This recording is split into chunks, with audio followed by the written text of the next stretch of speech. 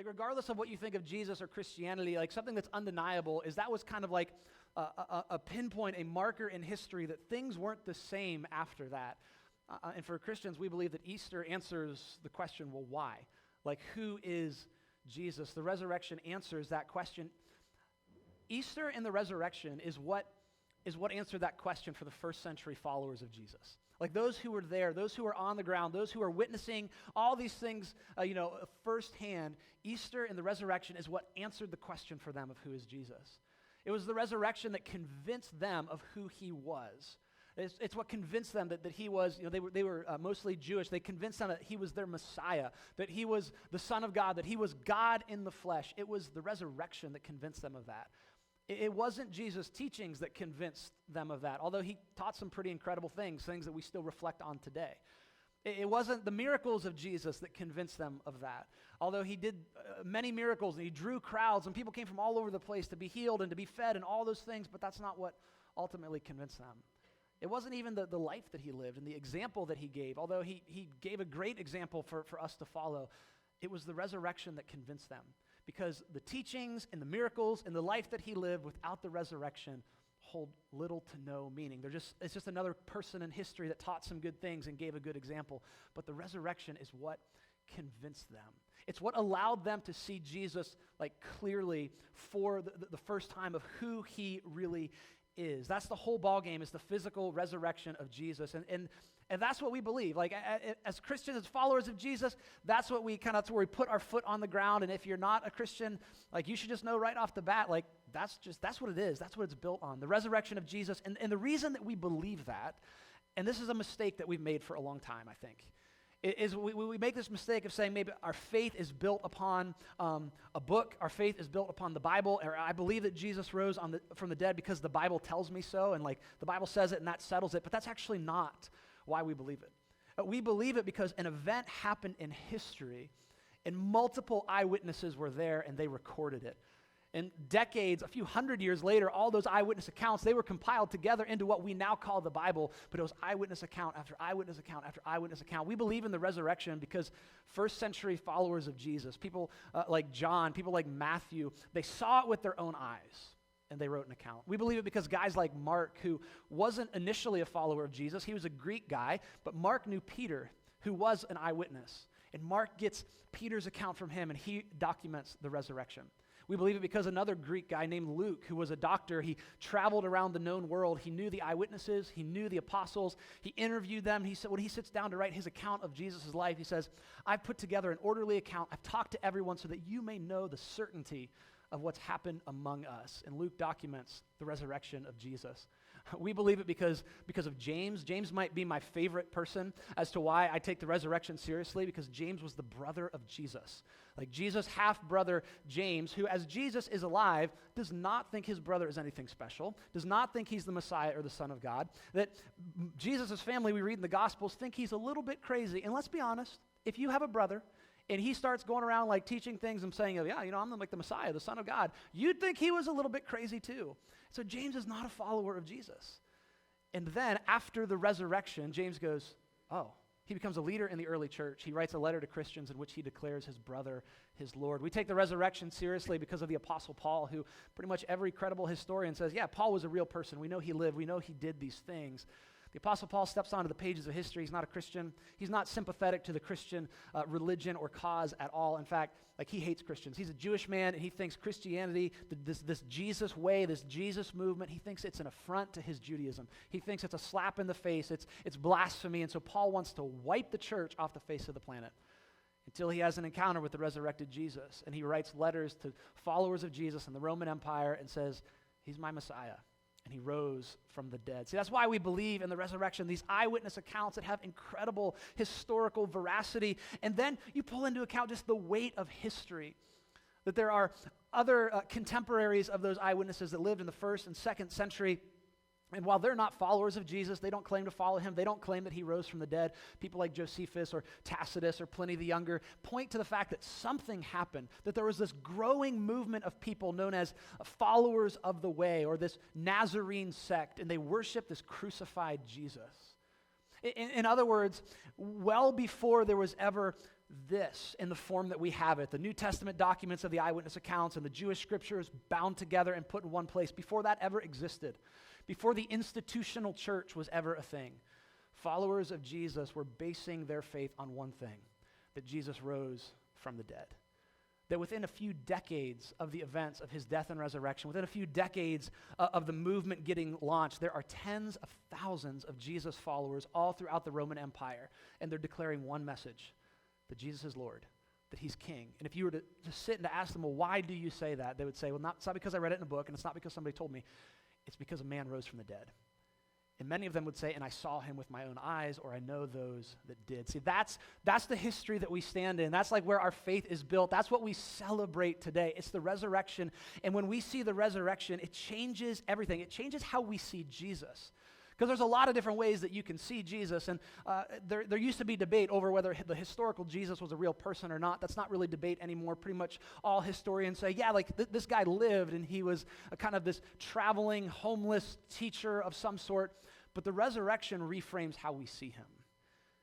And when we change and have the resurrection reframe how we see Jesus, it changes everything about our lives.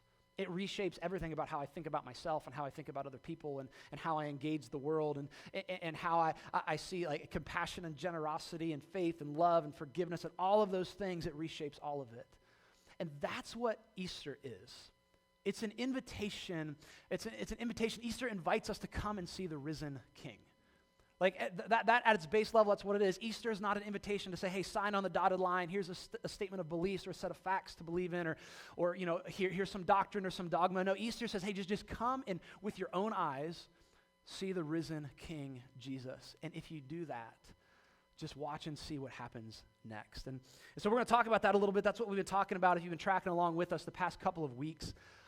We've been in a series called Come and See, and that's the basic invitation throughout the Gospels of how people start following Jesus. It's just, hey, come see for yourselves. And that's what the invitation is to be for us as well. Just come see for yourself, no matter where you land on that spectrum. Maybe you come in, you're like, I'm a critic, I'm cynical, I'm skeptical, or maybe you're on the other end and you're like, no, I'm a committed Christian, I've been following Jesus for a long time. The invitation is the same. It's come and see for yourself. Don't take someone else's word for it. If you're on the critical, cynical side, it's like, well, don't just believe what someone else told you or what you saw on a YouTube video or what you read on Reddit, but like, come and see for yourself. And if you're a Christian, come and see for yourself. Don't take your church's word for it or your preacher's word for it or your mama's word or your grandmama's word. Like, come and see Jesus for yourself. And that's what we're going to look at today as we jump into our passage of these disciples of Jesus coming to see him, but they're not coming to see him for the first time. They thought they had already seen him. Like, they thought that they knew who he was and that they had hoped, okay, he's the Messiah, he's the one we've been waiting for. This is the moment that our people have been waiting for forever. And they thought that they truly saw Jesus, but then everything changed. Because what they thought they saw was ripped away and they saw something else. You see, who they'd put their hope in and their trust in, they saw that man be arrested, be beaten, to be bludgeoned, to be spit on, to be laughed at, and to be crucified. In crucifixion, we kind of romanticize it. We make it into a symbol of our faith, but Roman crucifixion, first century Roman crucifixion was about the most excruciating form of death someone could go through. It was not like an efficient way to kill someone. It was meant to draw the process out, to inflict as much pain as possible, to inflict as much humiliation as possible and terror as possible. Crucifixion was a form of like psychological terror and warfare on the people to say, you don't mess with Rome. This is what happens if you do. And so the people who are there, who are witnessing this, they knew crucifixion in a way that we don't. They had heard the screams. They'd seen the crosses hanging there with rotting bodies and smelled it. And they saw that happen to the one they thought was their Messiah. And so as we approach the first Easter morning, like everything they thought they knew and they thought they believed, it was gone. And they're in hiding. They're terrified for their own lives because they think if they killed our leader, they're after us next. And that's where we pick up. We're going to be in John's account. Again, John is writing this. He's writing now as an old man. He's looking back and kind of reflecting on his time with Jesus and the account, thinking, I got to get this written down, so here's what happened. We're going to pick up in John chapter 20. If you got a Bible, I invite you to open that up and follow along with us, or if you got it on a mobile device, it's going to be on our screens as well, whatever you feel comfortable with doing.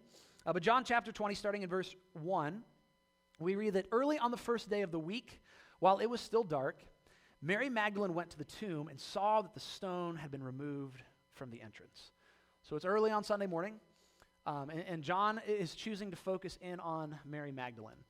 Mary was someone that had her life radically changed by Jesus, and when she did, she became a devoted follower, followed him everywhere, and just had this like heartfelt just passion and love and devotion to following Jesus as her teacher and as her Lord. And John, in his gospel account, chooses to focus in on her. But if you read Matthew, Mark, or Luke, they list Mary, but they also say that there are several women with her. John, for whatever reason, is choosing just to focus on her, and he'll go into more detail on her encounter with the risen Jesus in the middle of this chapter. We're not actually going to look at that today, but I'd encourage you to spend some time reading that later on today. But what all the gospel writers mention is that Mary, she's the first woman that they mention. Like, if there's something significant about Mary. They all list her as the first one in the list of people that saw the empty tomb first, as if there's something about Mary is like, we have to go to the tomb today. We have to go and pay our respects and give him a proper burial. That's what they were there to do. When Jesus was crucified, the Sabbath was approaching, and so the burial was very rushed. They get him in the tomb, and so Sunday morning, these women come to the tomb, and they're coming with spices and things to like re-embalm and re-prepare the body and to mourn and to give Jesus the burial they think he deserves. And it's like Mary is the one who is leading the way on this. And so John's like, I'm going to focus in and tell this story through Mary's perspective. And it says that she came running to Simon Peter and the other disciple, the one that Jesus loved. Now, that's John who's writing this. He never refers to himself in any kind of like first-person way. He never says I or John. He says the one that Jesus loved or the other disciple. So Mary and these other women, they come running to Peter and to John. And listen to what Mary says. She says, they have taken the Lord out of the tomb, and we don't know where they've put him. They've taken the Lord out of the tomb, and we don't know where they've put him. A couple of things. Notice, first of all, the plural pronoun we. So John's not denying that there's other women there. Again, he's just focusing on Mary. And just what does she say? She says, look, they've taken him out of the tomb. And we don't know where he's at. Like Mary is so worked up. She's so flustered at this moment. And her mind doesn't instantly jump. She doesn't go, hey, resurrection. Hey, he's risen. Hey, I knew this was going to happen. I think that's one of the mistakes that we make. If you've been in or around the Christian faith for a while, we kind of take things like this for granted. And we're like, yay, he's risen indeed. Woo, praise God, hallelujah. I mean, over the last couple of days, if you're on social media, you know, all the posts and the things that say, it's Friday, but Sunday's coming. And that's great because, like, the resurrection is a source of hope. But I think we take for granted that at this moment, it wasn't for Mary. She's not thinking, I'm going to the tomb to see it empty and he's risen from the dead. She's thinking, I'm going to go find a dead body and I'm going there to mourn. Her mind doesn't jump to resurrection because she thinks the way that we would if we were in her shoes. We have this thing in our heads called a brain, and sometimes we use it. Not always, but sometimes we use it. And logically, our brain tells us that, okay, dead bodies, they don't move on their own.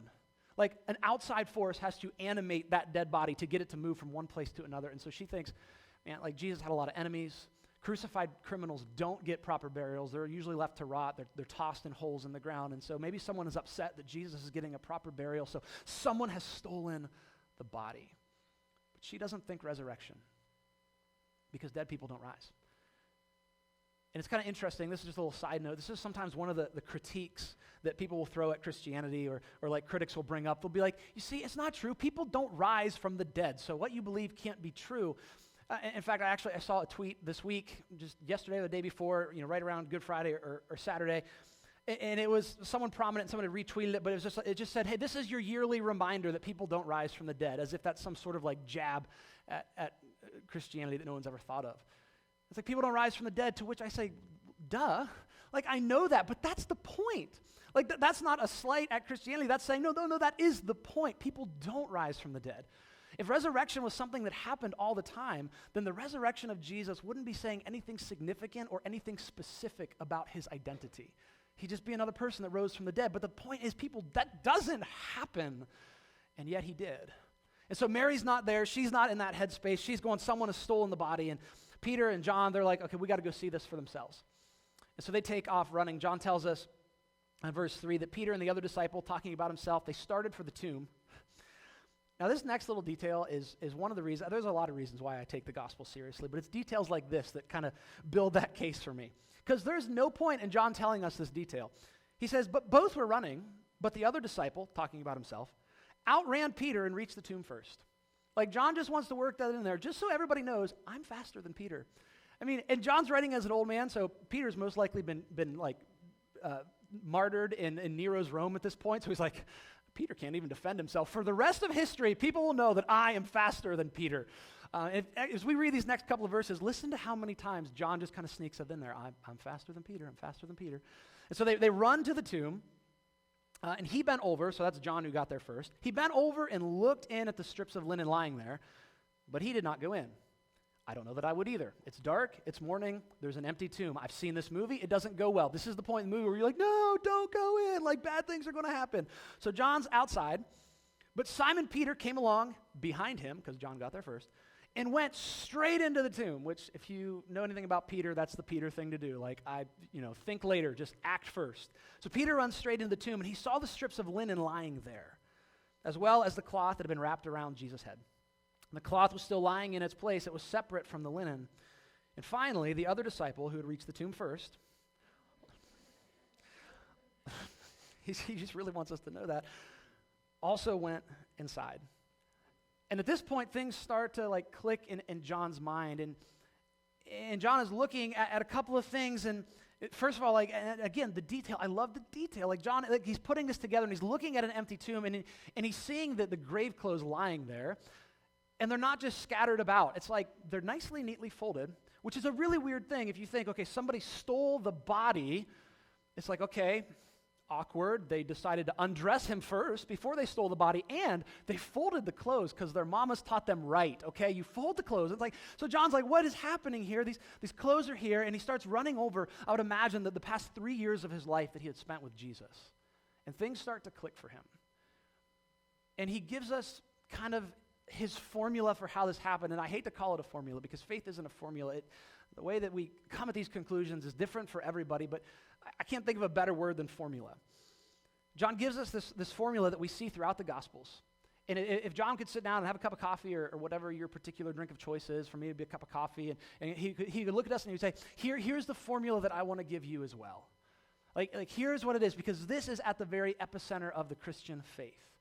John says, as he went into the tomb, he saw and he believed. He saw and he believed. John is the first person to put the pieces together and go, he rose from the dead. John's the first person to think resurrection. He puts two and two together. He's like, okay, I got an empty tomb. I got clothes that are laying here. And he thinks back over the past 3 years and everything that Jesus said and everything that he had taught. And Jesus had taught about his death and resurrection on different occasions. And sometimes he was really cryptic about it. Other times he was very upfront about it. But the disciples never seemed to get it. And at this point, John is starting to get it. And he's putting it together. And it says he saw and he believed. And when he did, his entire world changed.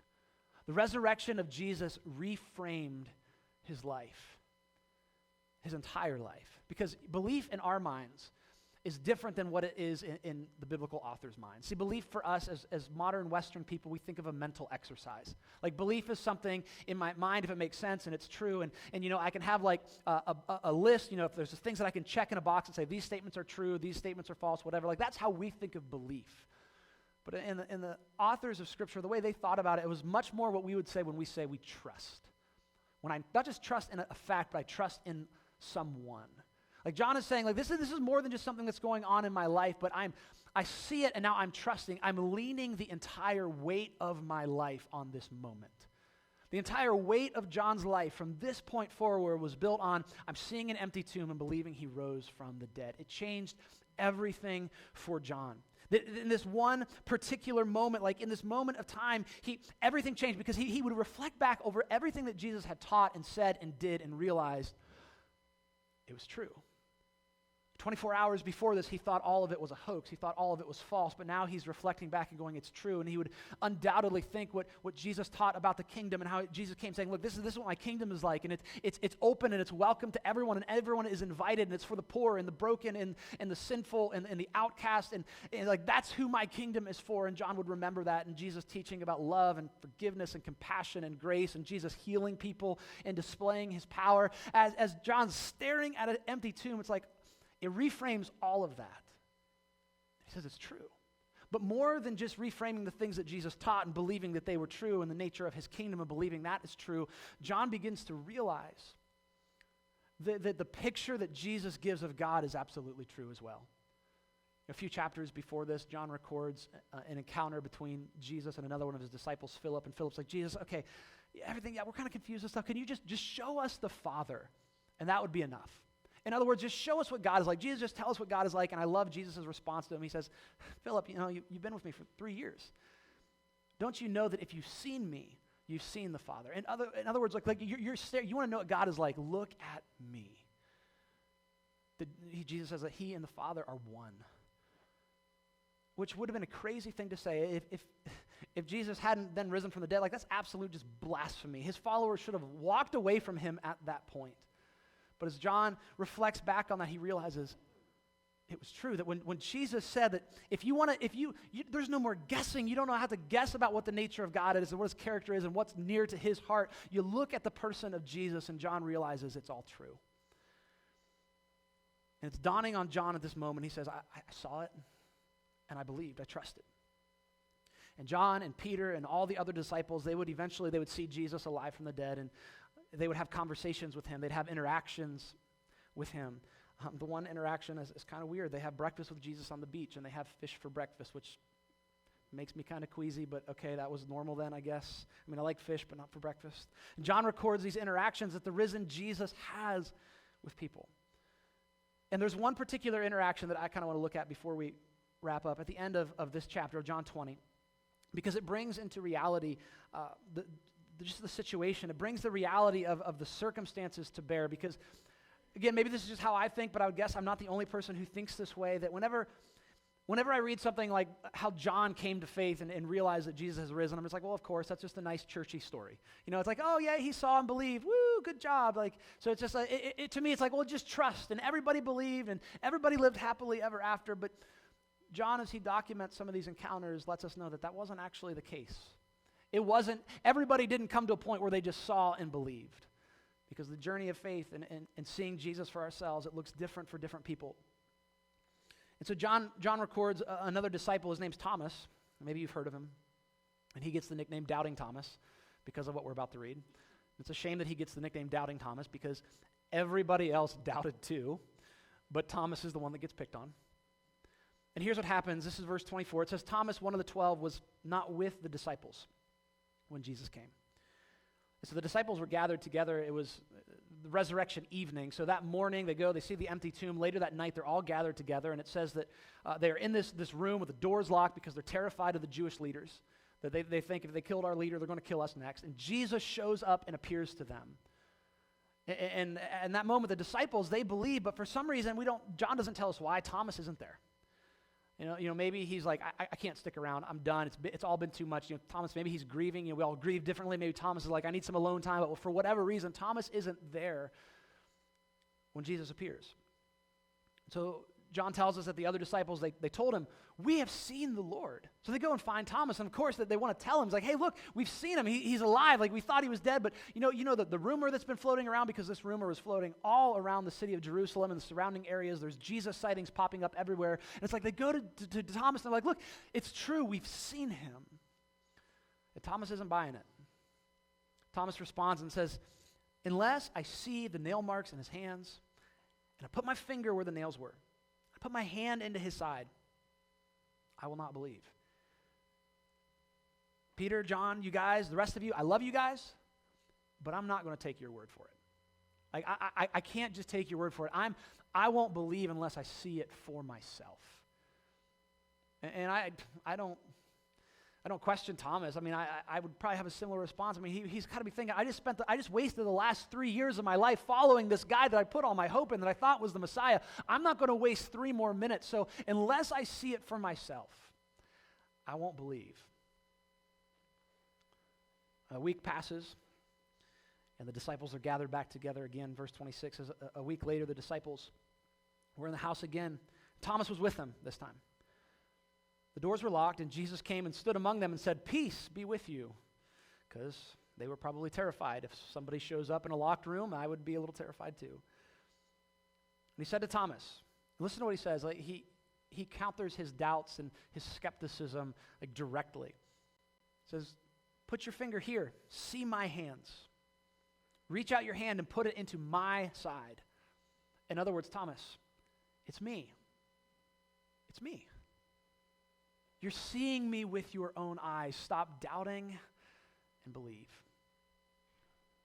And when Thomas sees him for himself, he has this instant reaction. Thomas said to him, "My Lord and my God." I see you for who you are. And Jesus told him, "Because you have seen me, you have believed." Thomas, you've seen me with your own eyes. Now trust me. You've seen me for yourself. You're not relying on what John and Peter and all the guys told you now. No, now you've seen me for yourself. Trust me. Trust me. And then Jesus leaves like his immediate context as far as who he's talking to right there in the moment. And he looks forward and he addresses us. So he's talking to Thomas, "Because you've seen me, you've believed, but blessed are those who have not seen and yet have believed." Blessed are those who aren't here with us right now. Blessed are those who haven't spent the last 3 years, traveling around with me. Blessed are those that didn't, with their own eyes witness me be crucified, who didn't see me be buried, who aren't looking at me right now. Blessed are those who are going to come after all of you, as Jesus is addressing his earliest followers. He says, "Blessed are those who haven't seen me, but still believe. Those who will come to believe through you, through your testimony." As he would be looking at people like Matthew and John and Peter. And guys, the things that you say, that you are my witnesses, as he would later tell them, people are going to come to believe through you, and blessed are they when they see me through your account. And John actually tells us as he wraps up this resurrection account, as he puts an ending on this as to why he wrote. He says that Jesus performed many other signs in the presence of his disciples, which are not recorded in this book. So look, Jesus did a lot of other stuff, so much so that it wouldn't even fit in the book. And he would have been aware, as he's the last gospel writer to write, that he would have been aware that Matthew had an account out there, and Mark and Luke, and now his. And he's like, we couldn't even begin to write down everything that Jesus said and did and taught. But that's not the point. He says the point wasn't for us to record everything that Jesus ever did. He said, here's why I'm writing. Verse 31, he says, "But these are written so that you may believe. So that you may believe that Jesus is the Messiah, the Son of God, and that by believing you may have life in his name." In other words, John would sit down across from us and say, "Look, I've written the things that I've written so that you would believe that Jesus was who he claimed to be, so that the resurrection could answer that question for you as well. I've written these things down so that you could then trust and lean the weight of your life on that reality. I've written so that you could see him for yourself and not rely on just someone else's experience. I've written this so that you could see what we've seen, the resurrected King, a resurrected Jesus." And John, if he could have a conversation with us, he would say, "Listen, when we saw him, it changed everything for us. We went from a group of people who were hiding in a room, afraid for our lives, lost and without hope, and they burst into the streets and proclaimed the message that Jesus is risen. And they all gave their lives for it, except for John, who lived to be an old man after a lot of torture and imprisonment. But it changed everything for them, and through what they taught and what they did and the movement that they carried on, it changed the world." And John says, "Look, I want you to see that same truth, that same reality." The resurrection changes everything. It changes the entire expression of the Christian faith. And so often I think we miss that. Even for those of us that are Christians, we miss the significance of the resurrection. Because without the resurrection, we turn Christianity into a quaint little religion. It's nice and it's good and it's got some nice things to offer, but there's really no power to it.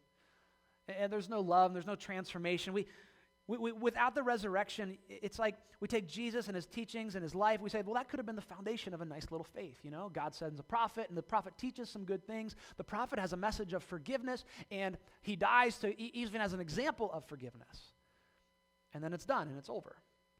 And that's the foundation of a nice religion, and you can do some okay things with that, but that's not Christianity. That's not what it means to follow Jesus. If that kind of religion existed, we would say, well, that's good, that's nice, that's kind, but the resurrection actually changes that narrative, and it says, no, it's not that God sent a prophet to show us some things or teach us some things about God. It's that God himself showed up, and he said, you want to know what I look like? You're looking right at me. And the resurrection puts the exclamation point on that, to where we no longer are relying on what somebody else says about God, but we can see him for ourselves. We're no longer relying on saying, well, this is what God's like, and this is how you have to follow him, and this is what his heart is like. Wait. No, I see Jesus, and in Jesus I see the perfect revelation of who God is, and the resurrection is why I believe in that. And that's a whole different ballgame. That's something much better. That's something life-giving. We're not following the teachings of a prophet in the past. We're following the person of Jesus in the present, because he's alive, and he's moving, and he's working, and he's here in our midst right now. That's the resurrection of Jesus. And that's the invitation for us, for all of us today, is to come and see the resurrected King.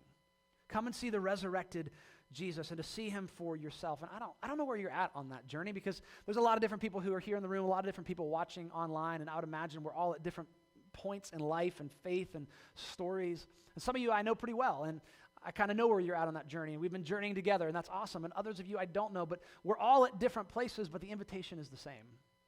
It's come see the resurrected Jesus for yourself. And when you do, see what happens. See what happens.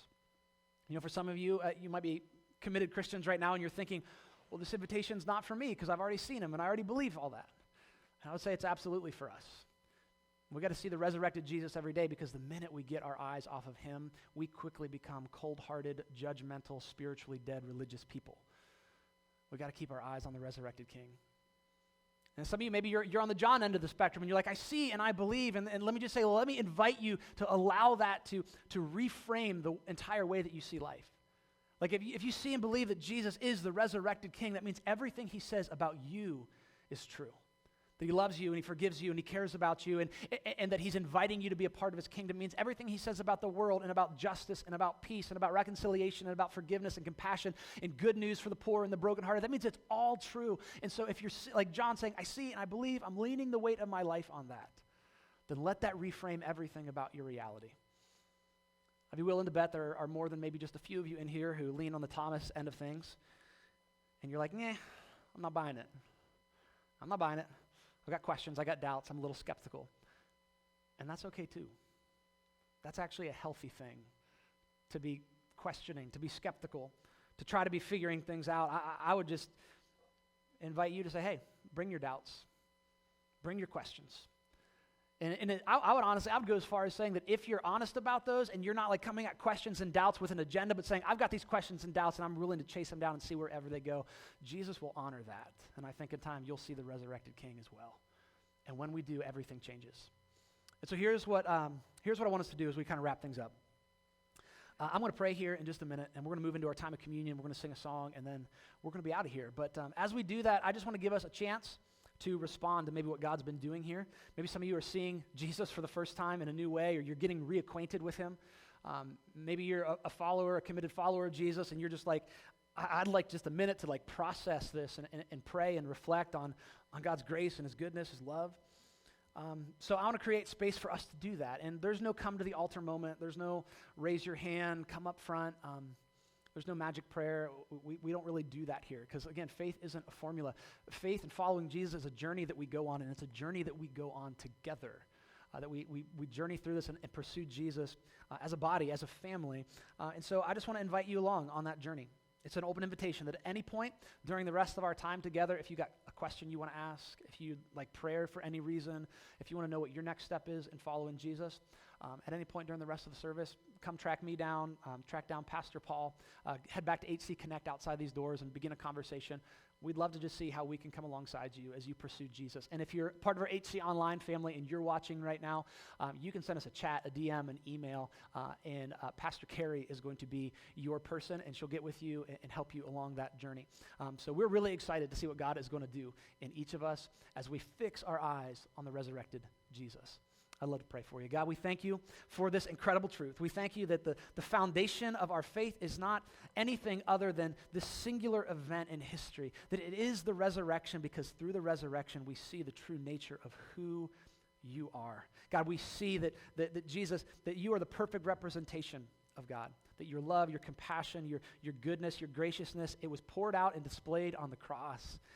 And you came with the resurrection to put the exclamation point on it. We thank you for that truth. I pray that would reshape and reframe everything about our realities. I pray that we would be resurrection people day in and day out, not just once a year at Easter time. We pray these things in the name of Jesus. Amen.